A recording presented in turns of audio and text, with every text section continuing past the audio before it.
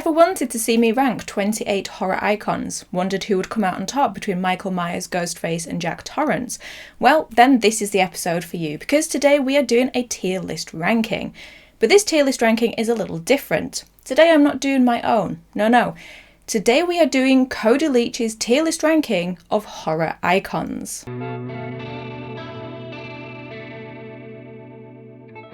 Hello my little horror family, I hope you're all doing really well. My name is Sarah and welcome to What the Horror, the channel where we talk about horror movies old and new. So yes, today we are doing another tier list ranking. It's been a while since I did my last one, which I believe was the Conjuring franchise.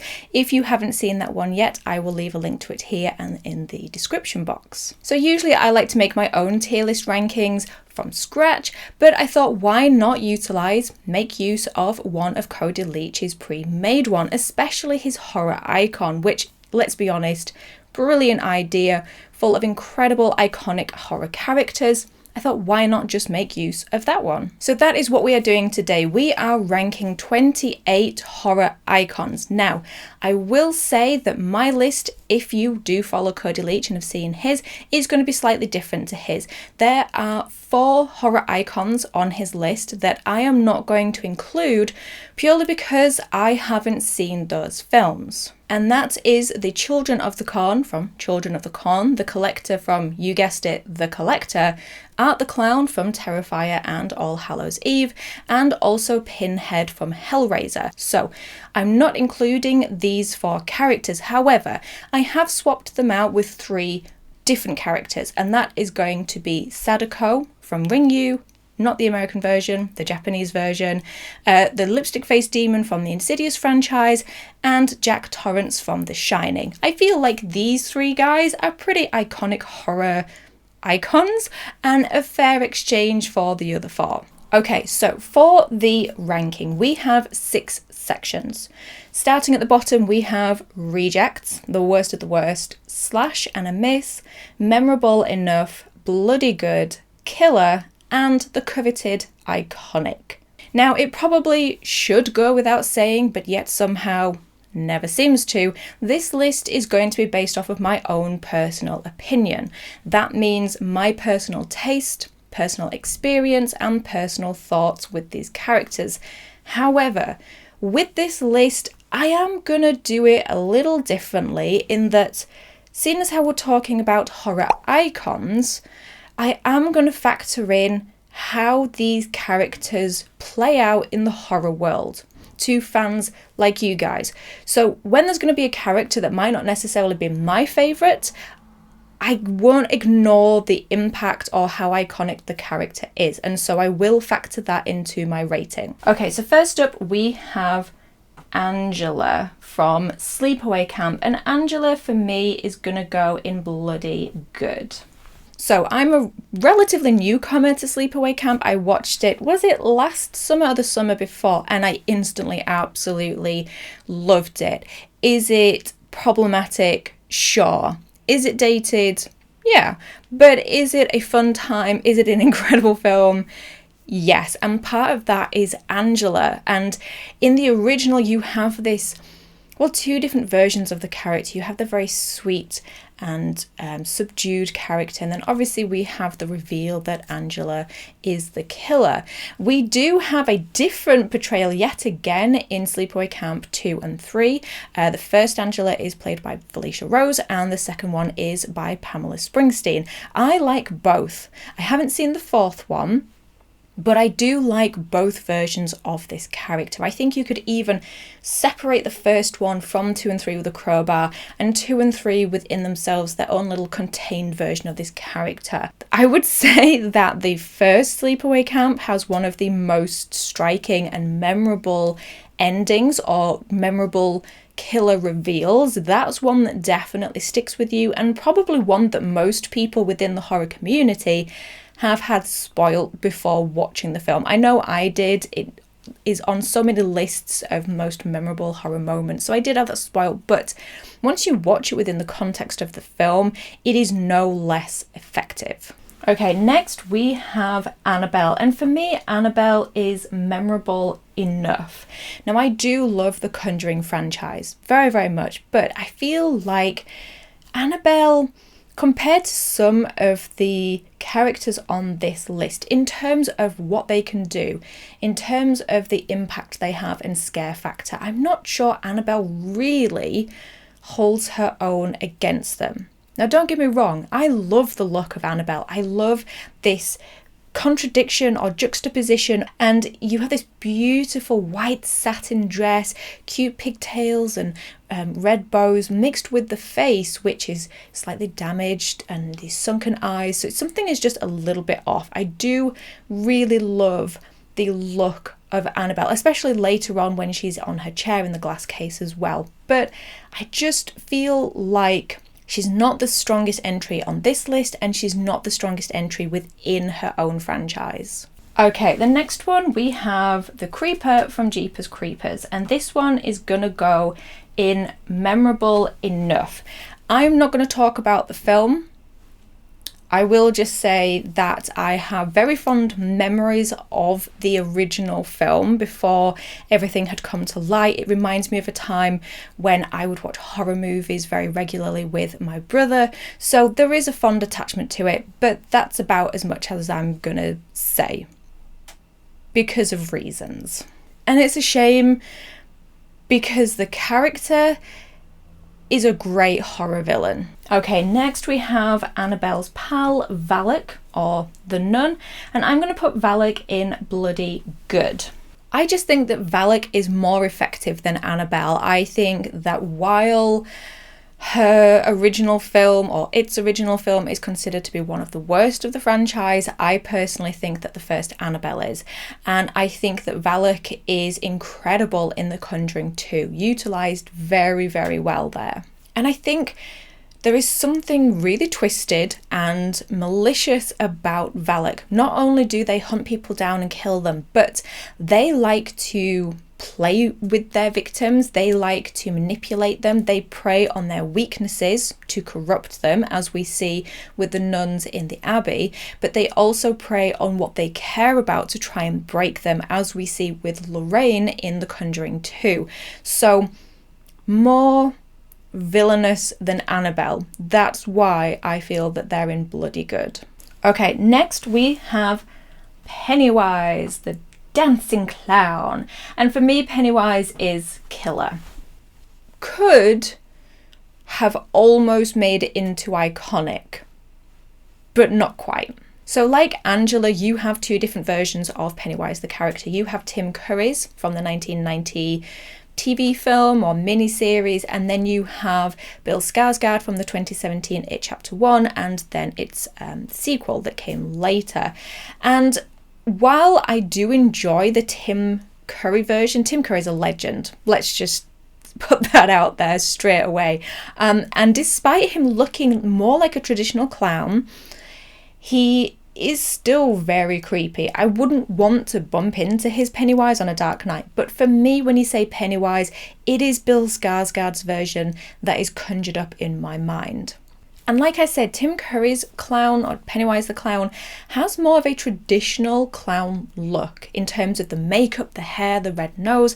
And what I like about Bill Skarsgård's Pennywise is that, you know, Pennywise is an alien creature, and with this Pennywise, you can see this is an alien creature, but is trying to blend into Earth. So it tries to create this image of something recognizable with the clown outfit, but there is something very off about it. And that's where Bill Skarsgård's physicalities come into it, with his mouth, where he can do that lip thing he does, and the eye going off, and the costume and his makeup. The makeup is flaky, the costume is dirty, it's like he's a little bit rotten. I love the voice of Bill Skarsgård's clown. I mean, Tim Curry, again, like I said, love him, but to me when he talks, I just hear Nigel Thornberry from the Wild Thornberrys.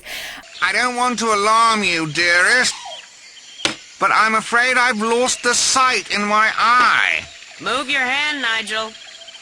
But with Bill Skarsgård's Pennywise, he has this voice with a tone that's almost like a whisper, and you almost kind of want to lean in to hear what he's saying. I will say the reason why he's not in iconic is because while I love It Chapter 1, I think that one genuinely scary, and I'm not talking about jump scares, I'm talking about this clown, this evil entity feeding off of children, targeting children, but also not just children, vulnerable children, children from broken homes, abusive homes. It's so sinister, and that's what makes it so scary, and also what then makes it so heartwarming when it inspires this group of outcasts and losers to band together and protect each other. But it loses me in chapter 2. I don't dislike the film. I was very excited about it. I haven't rewatched it in a while, so maybe I don't love it as much as I did, but I feel once they move into the realm of he's targeting the adults, it loses a little bit of the scare factor for me, especially when he ends up as this weird pancake creature. He's kind of like Moonface from the Faraway Tree with this big flat round face. So yeah, that just takes away some of the fear factor for me for Pennywise, and why he's in Killer and not iconic. Okay, next one. This is easy and we'll make this quick and painless. We have The Wrong Turn 3, and they are going in rejects. My first rejects entry. The reason I call them The Wrong Turn 3 is because I could not tell you any of their names. If I wasn't looking at this picture, I couldn't describe to you what they look like. I couldn't really describe any characteristics to them. They're not memorable. Now, this is like in the beginning where I will say I have only seen the first Wrong Turn and the remake, and so as a result of that I have only seen one film with The Wrong Turn 3 in it. So my judgment of it is going off of the first film alone and not the subsequent sequels, although I have heard they're not great, so maybe that's okay. But yeah, unmemorable, uninspired, reject. Okay, next we have Billy, and Billy is going in memorable enough. Now, let me be clear. I freaking love the original Black Christmas. That to me is an iconic film, but we're not ranking the film. We are ranking the killer, Billy. And I think the film is incredible, and the idea of the killer and how it is utilised is incredible. Putting the audience in the shoes, in the viewpoint of the killer. You know, it's very perverse to have the audience stalking these sorority girls as well. And a little bit like Ghostface, there is the added thing of we don't quite know who it is. There are a few red herrings of who could Billy be. But for the most part, Billy is off screen, apart from that iconic eyeball scene. So again, like Annabelle, can he hold his own compared to some of the other characters on this list? And I don't feel like he can. But that detracts nothing from the film itself. And also doesn't mean that I dislike Billy. But all of this that I've just said is based on the original Black Christmas. Billy is not in the 2019 Black Christmas remake. Oh, yeah, it's a remake, that one, isn't it? Billy is in the 2006 Black Xmas. Now, while I have fun with that film, it's not great, it's a trash fire, but I kind of love it. I'm not a big fan of that portrayal of Billy. There is a massive ick factor with that story. It goes to some really nasty, uncomfortable places, and it goes from subtle with the original to in your face with that remake, and yeah, don't love that one as much. So memorable enough. Okay, next we have Candyman. And Candyman is going in killer. Now again, like Wrong Turn, I have only seen the first Candyman and the remake that came out It wasn't last year, was it? Was it 2021? I have not seen 2 and 3. However, I have it on very good authority that those 2 films are not very good. So that's probably not a terrible thing. So Candyman is in Killer because I appreciate how important of an impact he had on the horror world and how much he is beloved by some horror fans. There is just something so wonderful about Candyman.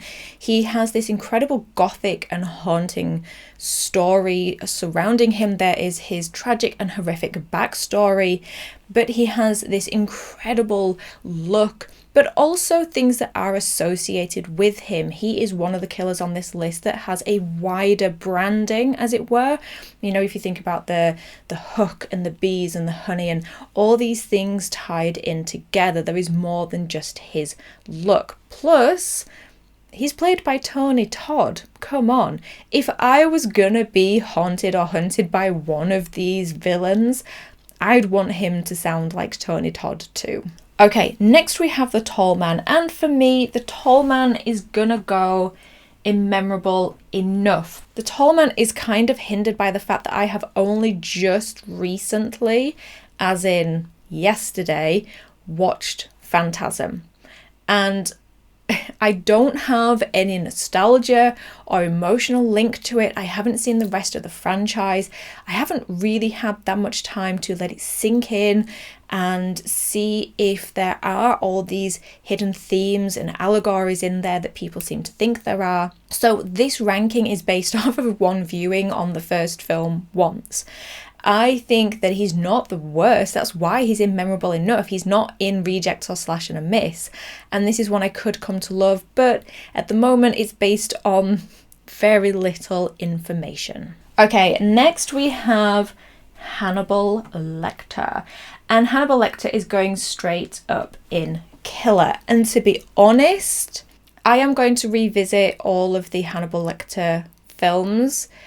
I watched Ice Nine Kills' recent music video, Meet and Greet, and I just got a hankering to revisit Silence of the Lambs and all those. And so on a rewatch, as I am now a more seasoned movie reviewer and analyzer, this character could well move up to iconic.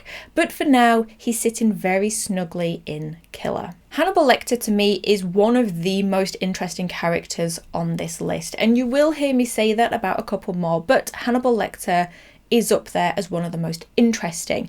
He's dangerous, for sure. Shouldn't underestimate him. But, oh, I said that weird. Underestimate him. But he's intelligent, he's charming, he's charismatic, and has such a presence about him that you often forget that he doesn't actually have much screen time in Silence of the Lambs. When you think of Silence of the Lambs, you think of Clarice and Hannibal Lecter, but actually he is a small screen time aspect of that film. But his character is so large that he seeps out into the whole film. Okay, next, joining Hannibal Lecter, we have Freddy Krueger. There is no doubt that Freddy Krueger is an iconic horror villain. He's one of the top 3. He's one of the most recognizable characters in horror. But to me, he doesn't just quite get over that hump of being iconic. What's great about Freddy though is there is a Freddy for everybody. You have the dark Freddy that you see in Wes Craven's New Nightmare, and in the original, some would argue that Wes Craven's New Nightmare, that isn't Freddy, but you know what I mean. Then you also have comedic Freddy, which you start to get from 3 onwards, and then you just get full blown into campy silliness. So there is a Freddy for everyone. I will say though that the idea of Freddy and how he attacks people is absolutely terrifying. This is someone who comes for you in a dream world while you sleep. And while sleep is inevitable, Freddy is inescapable. And that to me, the fact that you're so vulnerable when you're asleep as well, there's something so sinister or nasty or insidious, whatever the right word is for it, about that concept. So Freddy for me is Killer, but there isn't that personal love of the character so much to tip him over. You gotta pay the respect to the big guys though. Okay. Man, oh man. Next we have Damien Thorn, also known as the Devil Incarnate, also known as a spawn of Satan. And Damien for me is a slash and a miss. I'm sorry guys, but this guy, this kid, is a whiny, spoiled little brat and I can't stand him. However, I want to make it perfectly clear, I love the original The Omen. That film is incredible and there are some twisted, just nasty things in that film, especially to do with how the Thorn family come to have Damien, how that is all orchestrated. It's twisted, man, it is twisted, but Damien himself, no. Spoilt little brat. Okay, next we have Ghostface, and Ghostface is obviously, if any of you know me or this channel, you know he's going in iconic. So obviously Ghostface was gonna go in iconic, like I said. Not only is Scream one of my favourite horror films, favourite horror franchises, Ghostface is my favourite horror villain of all time. Now, I can see it objectively and I know that this character isn't perfect and we have had some weak reveals and I'll tell you how weak they are. After we had Scream 6 released, I did an updated ranking of all the ghost faces, which I will leave a link to here if you would like to check that out. But in my comment section, I was seeing people going, you forgot about so-and-so, you forgot about so-and-so. And I was thinking, who is that they're on about? There was a Ghostface killer in the film that I forgot even existed and didn't include in my ranking. And even when people correctly pointed it out that I'd made this mistake, I still didn't know what they were on about. That's how forgettable that Ghostface was. However, the weak reveals do nothing to deter or detract from the good ones, and do absolutely nothing to take anything away from the absolute incredibleness of the iconic reveal of Bill and Stu. Bill and Stewie. Honestly, I feel like there should be a tier rank above iconic for Billy and Stu. They are the complete package to me in terms of horror villains. Between the two of them, they are funny, scary, creative, dangerous. There's so much about them that is entertaining, and the fact that we only know they're the killers from the very end just shows how just such a good job they did with that. And so I will take the weak ones because it's fine, because I have the great ones and I have the good ones, and I think there are more good than weak. And in terms of look, this as a villain is one of the most simplistic and clean looks for a killer. It's very monochromatic, and I just think that there's something so eye-catching about that. But despite the simplicity, there's still enough room for a character of the killer to come through. And I do genuinely believe that with each individual killer, there is character that comes through. Some are brutal, some are clumsy, some are a little bit more comedic, some are a little bit playful. So yeah, for me, Ghostface is nothing but iconic. The next one, we have Jason Voorhees, and I'll just say it off the bat, he's going in killer, but I don't love Jason Voorhees, and I don't love the Friday the 13th films.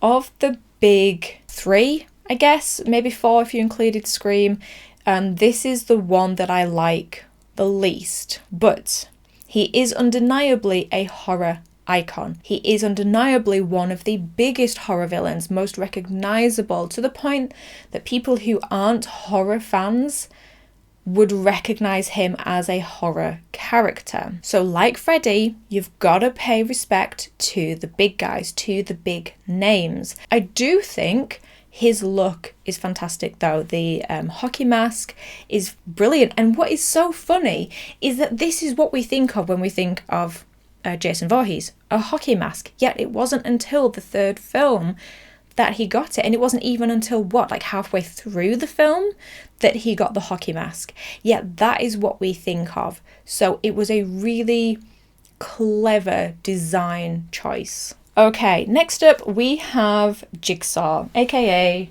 John Kramer.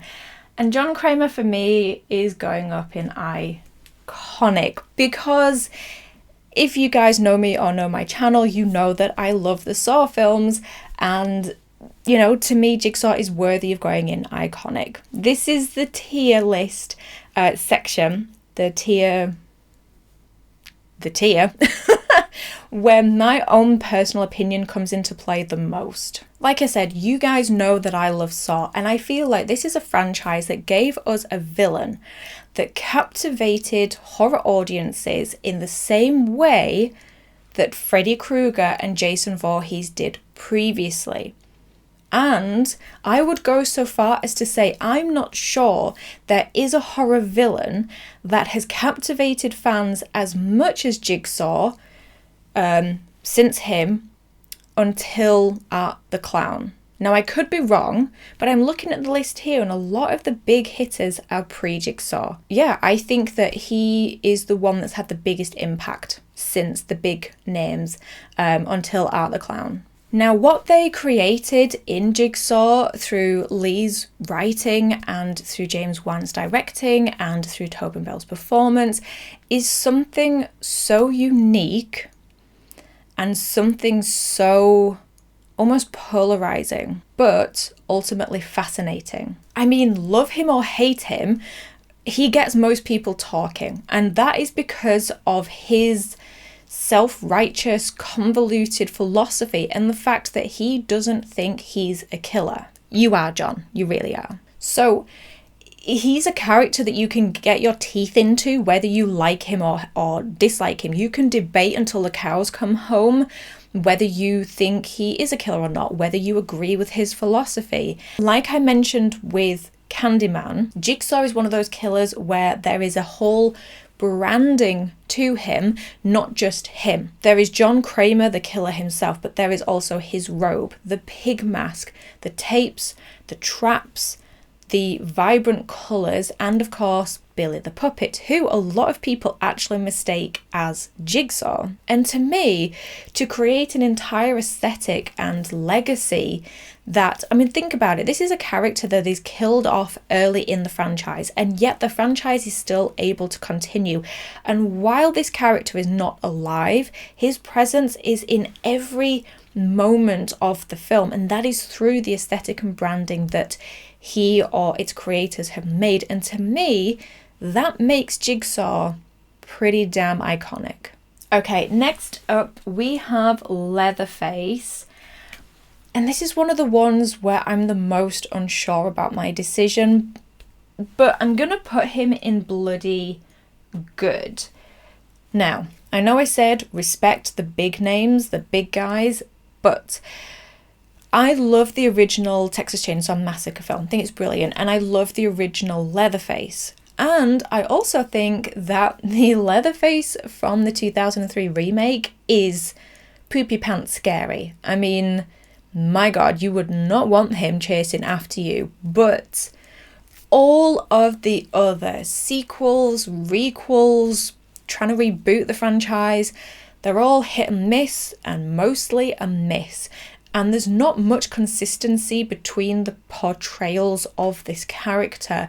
And that really brings his ranking down for me, which is a shame because I do really like Leatherface. I think the Leatherface is interesting because he's one on this list that is actually kind of a victim himself. He's a victim of familial bullying, of financial difficulties and what's happening, you know, with the economy, and just of home invasion. Basically, Texas Chainsaw Massacre is a home invasion story, and the Sawyers, I couldn't remember if it was the Sawyers or Hewitts because there's no consistency. But the Sawyers are victims of home invasion. So yeah, interesting, like him, but let down by majority of the portrayals, and so he's in bloody good. Okay, next we have the Miner, also known as Harry Warden. And to me, some people might disagree with this, but to me, the Miner is bloody good. I can't believe I've just put Harry Warden in the same tier as Leatherface, but hey, let's go with it. So I love My Bloody Valentine, the original film, and there's something that I love so much about the mining town setting and the look of the miner.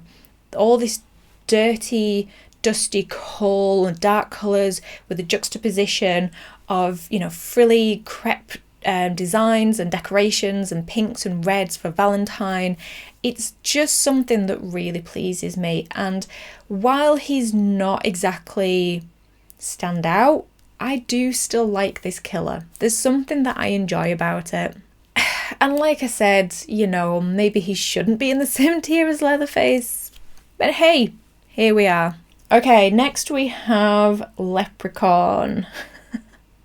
Leprechaun is going immemorable enough for me because I have only seen the first Leprechaun film. So I feel like it's an unfair ranking like Tall Man because I have only seen the first film, not the franchise, and I haven't grown up with it. There's no nostalgia, there's no real depth to my care for this character, but I will say that he's fun and it's something we'd not seen before when this came out, and I love Warwick Davis as Leprechaun. He's brilliant, so memorable enough. Maybe my ranking would change if I'd seen more. I don't know. Okay, next we have Michael Myers. My God, is it possible to talk about Michael Myers without getting a little bit of a cold sweat on?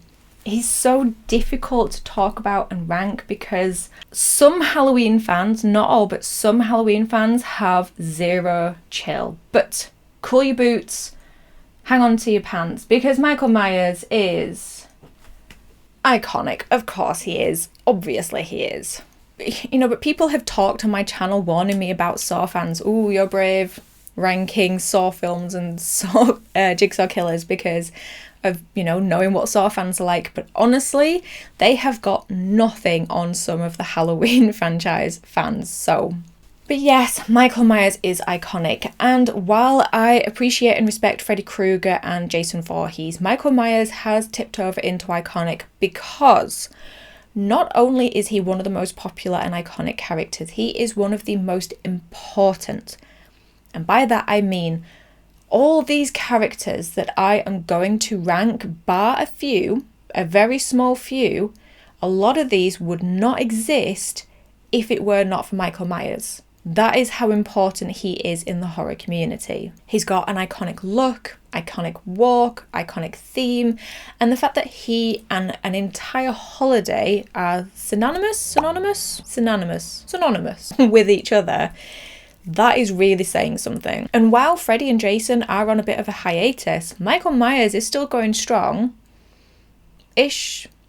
Halloween Ends is for you to debate. It's the same kind of thing when you have a music artist who is able to be successful through multiple decades reinventing themselves. This is a character from the 70s that has been able to be applicable and relevant and fit within multiple decades. And I think that is quite an achievement. Although some of his masks are slightly less iconic, some of those need burning. Okay, next up we have Charles Lee Ray, Chucky himself, and Chucky is going up in killer. So Chucky is an example of a killer doll done well. This could so easily not have worked. Think about the look of Chucky, especially the original one. Cutesy little chubby cheeks, little red booties and dungarees and sweet little tools and stripes and colours all over him. And yet Chucky is genuinely intimidating. You can understand and accept him as being a threat, as him being a danger. And that is really a true reflection of how well he's written and how well he's portrayed by Brad Dourif. I don't know if this character would be as good if it wasn't for Brad Dourif. We had a version of him portrayed by the incredible Mark Hamill. Now, most people know Mark Hamill as Luke Skywalker from Star Wars, and I am a huge Star Wars fan. I love him as Luke Skywalker, but the guy is incredible at voice acting. He's done so much in terms of voice acting that, in fact, his portrayal of Joker is considered to be one of the best portrayals of Joker. So you have this opportunity of someone who is incredible in this craft to portray this doll, and despite how good he is, it's still not a patch on Brad Dourif, and that really, really says something. I just think that so much of his likability comes from that portrayal. Okay, well, my camera cut me off there, but we were talking about Chucky, so next we have Norman Bates. And Norman Bates, for me, is going straight up in iconic. After Ghostface, Norman Bates is possibly my second favourite horror villain of all time. You guys know that I love Psycho, but Norman Bates himself is an incredible and interesting and complex character. And like Leatherface, Norman Bates is very sympathetic. This is a villain who you don't necessarily hate. This is one that has sympathy and depth and complexities, and honestly, Anthony Perkins cast as Norman Bates is possibly the greatest example of casting to perfection. And this is a guy who really loves this character, and that shines through in the fact that he returns to play Norman Bates in Psycho 2, 3 and 4, and he also directs the 4th film as well. That love for the character really comes through as well. And if you haven't seen the sequels to Psycho, I would say definitely check them out. The second one is the best sequel and possibly one of the best horror sequels ever created, but 3 and 4 are also pretty strong in themselves. If you love Norman Bates and Psycho and Bates Motel, the setting of it, not the series, then I would say they're worth a watch. And along with Michael Myers, he's also one of the most important horror characters on this list, along with Psycho being one of the most important horror films. This, along with Black Christmas and, some argue Peeping Tom, these are what walked so Michael Myers could run. Oh, the irony. Okay, next we have Esther, and to me, this one is going in killer, because holy shit, Esther is incredible. She's possibly one of the best modern horror villains in both films. Don't let her size fool you, because this lady is terrifying. Absolutely terrifying. She's not going in iconic, but she's not far off. I mean, these are films that pull the rug out from under you, and yeah, despite her stature, she's very dangerous, but also just really fun to watch. And next we have Pearl. Oh, Pearl, poor Pearl. Pearl is going up in killer next to Esther because, like Esther, Pearl is perhaps one of the most incredible recent horror icons. And I think she's the most... Art predates that, doesn't he? So yeah, she's the most recent one. And while I didn't love the character that much in X, I loved the film. And I love Mia Goth's performance of both the characters. It wasn't until Pearl that I actually really latched onto and loved the character Pearl. She is fascinating. In fact, I'm going to do a deep dive on her character at some point, maybe in the next year, before Maxine comes out, because honestly, one of the most fascinating horror characters and icons on this list. But like Norman Bates and Leatherface, she's quite sympathetic. There's a complexity to these characters because of learning difficulties or mental health issues. These are not people who are just, it's black and white. They're either good or they're bad. There's so much grey area to these characters, and these are ones that I love. Humans are complex. They're not all good and all bad, and I love a villain that reflects that. There's good and bad within them. There's conflict. There's tragedy and sympathy, and yeah, Pearl just embodies that perfectly. Okay, next we have The Strangers, and for me, these are a slash and a miss, and almost went in reject, except for the fact that I do quite like the look of The Strangers. But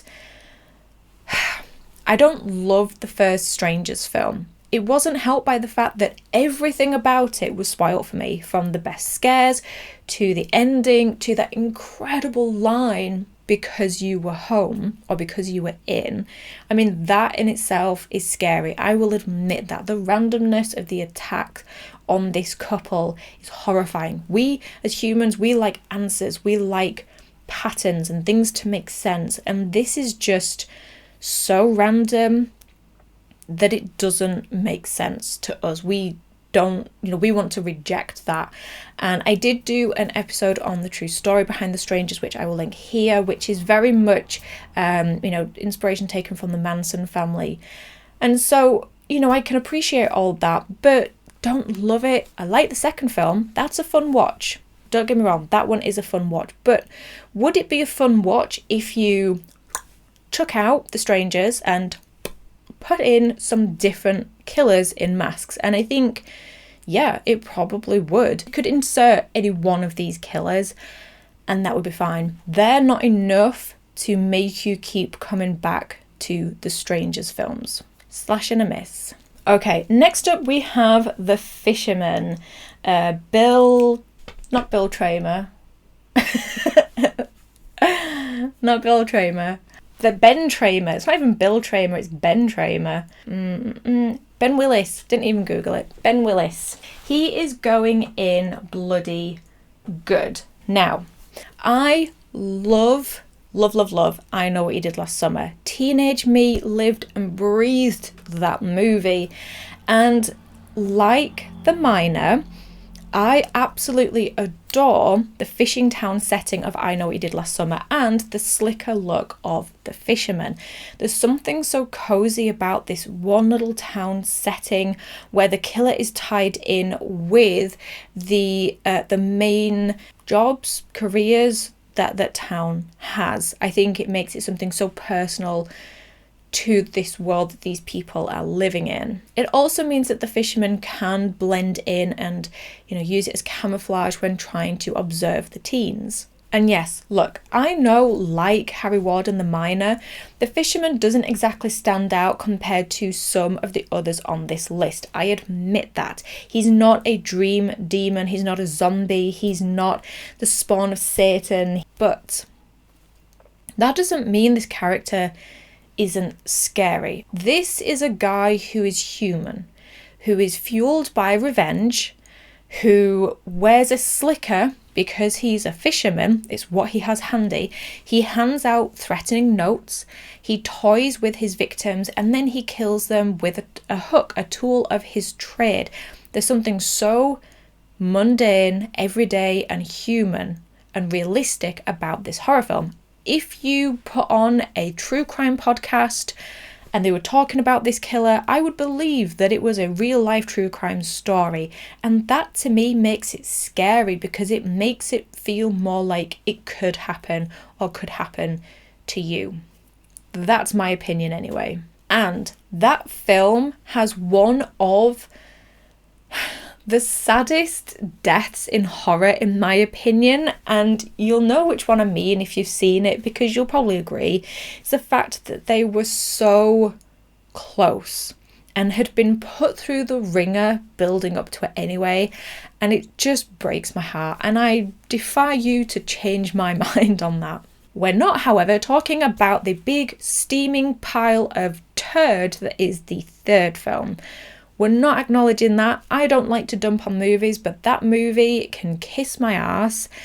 It's terrible. It's terribly written and just, no, I don't like to dump on movies. Someone worked hard on that. I don't like to do that, but it just irritates me that, the first film, in my opinion, is great. The second one, not so much, but is respectful, fits in the same world. The third one isn't even near the ocean and changes the whole thing about Ben Willis. It feels like it's a kick in the teeth for the franchise. So, point of my rant is that film sucks, even though I don't like saying that. That's how angry it makes me. Okay, next we have Tiffany. And Tiffany is going in bloody good. Big hers. Tiffany, and Jennifer Tilly are bloody good. Now, I would argue that her strongest entry in the franchise is in Bride of Chucky. Not only do we get the incredible time with Jennifer Tilly as Tiffany, we also then get doll version, and both, I would say, give Chucky a run for his money. This character holds their own against something so charismatic as Chucky the doll, and I love that. And while I've not seen season 2 and 3, so this ranking is mostly based on the films, I love it. She injects so much heart and so much humour to the franchise. Okay, this is where we're getting into the 3 characters that I am inserting because I'm not going to be ranking the last 4. And next up, we have Sadako, not Samara, but Sadako, that version from Ringu, and I'll explain why it's that one. This one, oh God, along with Leatherface, is perhaps the one where I'm the most unsure about where I'm placing it. Okay, but I'm gonna put, this breaks my heart, but it feels like this is where she should go. I'm gonna put Sadako in Killer. Oh. Yeah, I'm going to put Sadako in Killer, and I don't like that, but it does feel like that's where she should go. Now, if you've been around on my channel for a while, you've probably heard the story of what Sadako is to me, and that is pure and utter terror, trauma, living nightmare. Yeah, when I was studying film, we went and we watched... we went to a lecture and we all watched the Japanese, you see, just thinking of fries my brain. We watched the Japanese Ringu, and afterwards a lot of us had missed calls, and I did a whole episode on comparing Sadako and Samara. I'll leave a link here, but I talk about how the Ring and Ringu make you an active audience. They show you the cursed tape that the characters watch, so you are in the same boat as them. You've seen the tape, so potentially you have 7 days to live. So the fact that some of us had phone calls absolutely terrified the out of us, I'll be honest. And I went home to a house that still had VHS tapes and a VHS player in it, unlabeled, unmarked ones, and it really just did scare me. It's the character that has scared me the most, shaped me the most, and I couldn't watch it or look at anything to do with it for years and years and years. I eventually watched the American Ring 2 when that came out, very tentatively. And then since then, I have seen all the Japanese ones and all the American ones, bar the weird Japanese route where it veered off and it changed the lore of the character. I've only seen Sadako versus Kayako in that series, but the main ones, Ringu, Ringu 2 and Ringu 0 Birthday, I've seen those, and I have come to love this character, and I have come to love Ringu. It's one of my favourite horror films of all time because I appreciate the experience it gave me. Not many horror films do scare me, and when they do, they earn a place in my heart. And so Sadako is Killer. Would have been iconic for me because of its personal importance to me, but I just don't know if she should sit alongside people like Norman Bates, Ghostface and Michael Myers.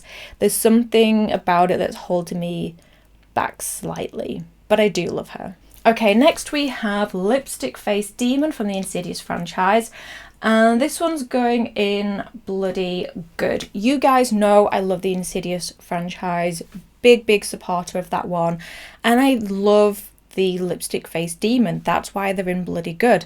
I love the appearance, the fact that they're humanoid but with ram's legs. I love the operatic and circus-esque feel to their lair. I love that they are the insidious aspect of the film. They stalk and lure out children, and they have discarded children's toys in their lair or its lair, and it wants to attract children in the way that a clown would entertain them by putting makeup on its face. So the Lipstick Face Demon uses literal lipstick to paint its face to appear pleasing to children. There's something so nasty about that. Yeah, but it's not killer, it's not iconic.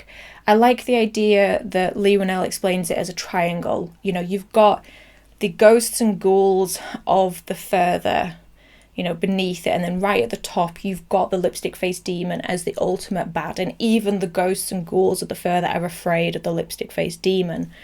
I like that, but it isn't quite the next two tiers. And finally, last but certainly not least, we have Jack Torrance.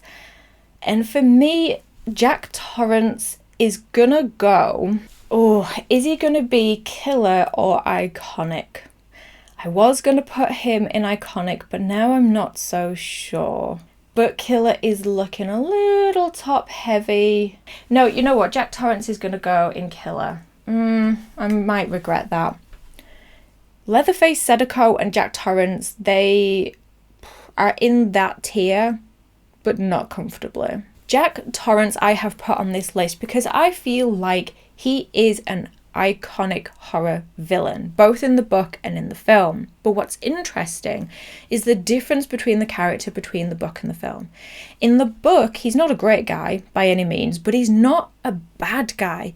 He's a weak guy who's struggling with his own personal demons, but he does still love his family, and the hotel latches onto these weaknesses, feeds into these demons,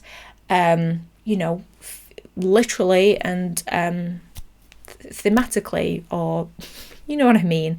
And that is what breaks the character down over time. But in the film, perhaps it's the fact that it's portrayed by Jack Nicholson, this Jack Torrance feels like he's already tipped over the edge. It doesn't take much to break this Jack Torrance. I just think I've said this about a few characters on here, but it's because I appreciate it. He is again a complex character. He's a very weak character, and that's why the hotel can feed on that and create this bad guy.